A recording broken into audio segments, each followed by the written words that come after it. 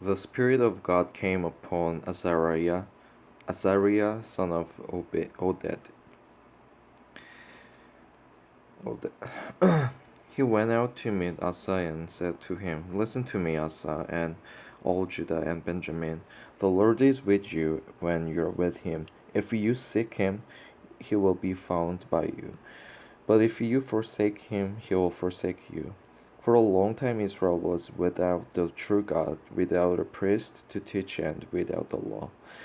But in their distress they turned to the Lord, the God of Israel, and sought him, and he was found by them. In those days it was not safe to travel about, for all the inhabitants of the lands were in great turmoil.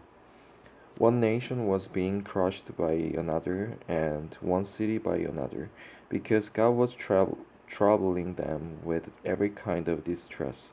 But as for you, be strong and do not give up, for your work will be rewarded. When Asa heard these words and the prophecy of Azariah, son of Oded, the prophet, he took courage. He removed the detestable idols from the whole land of Judah and Benjamin, and from the towns he had captured in the hills of Ephraim. He repaired the altar of the Lord that was in front of the portico of the Lord's temple.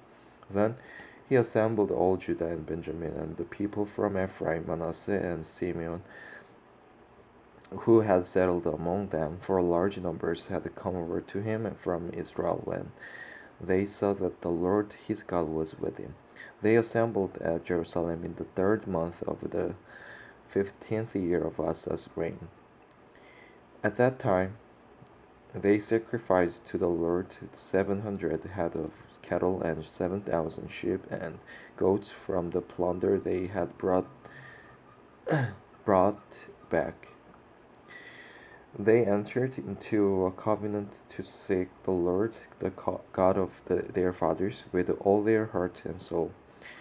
All who would not seek the Lord, the God of Israel, were to be put to death, whether small or great, man or woman. They took an oath to the Lord with loud acclamation,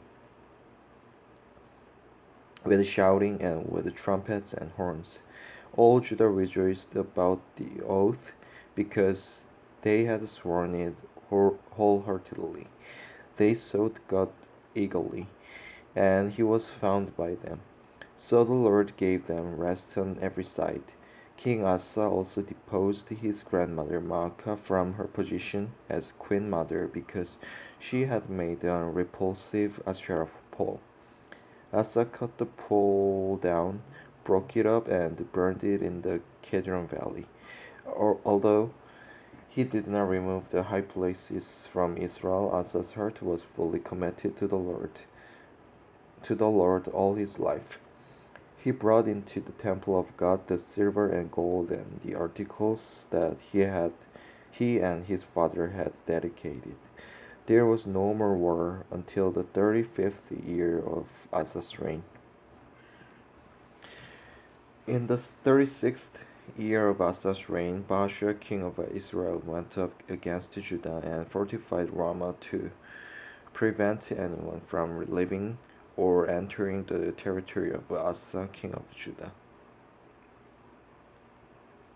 Asa then took the silver and gold out of the treasuries of the Lord's temple and of his own palace, and sent it to Ben-Hadad, king of Aram, who was ruling in Damascus. "Let there be a treaty between me and you," he said, "as there was between my father and your father. See, I am sending you silver and gold. Now break your treaty with Baasha, king of Israel, so he will withdraw from me." Ben-Hadad agreed with King Asa and sent the commanders of his forces against the towns of Israel.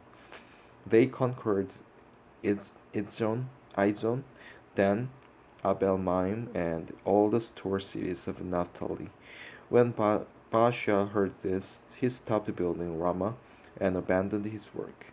Then King Asa brought all the men of Judah, and they carried away from Ramah the stones and the timber Baasha had been using. With them he built up Geba and Mizpah. At that time Hanani the seer came to Asa king of Judah and said to him, because you relied on the king of Aram and not on the Lord your God, the army of the king of Aram has escaped from your hand. Were not the Cushites and the Libyans a mighty army with a great number of chariots and horsemen?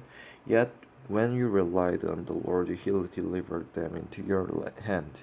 For the eyes of the Lord range throughout the earth to strengthen those whose hearts are fully committed to him.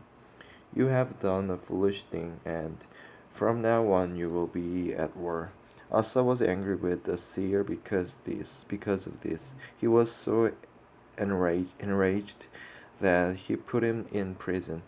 At the same time, Asa brutally oppressed some of the people. The events of Asa's reign, from beginning to end, are written in the book of the kings of Judah and Israel. In the 39th year of his reign, Asa was afflicted with a disease in his feet.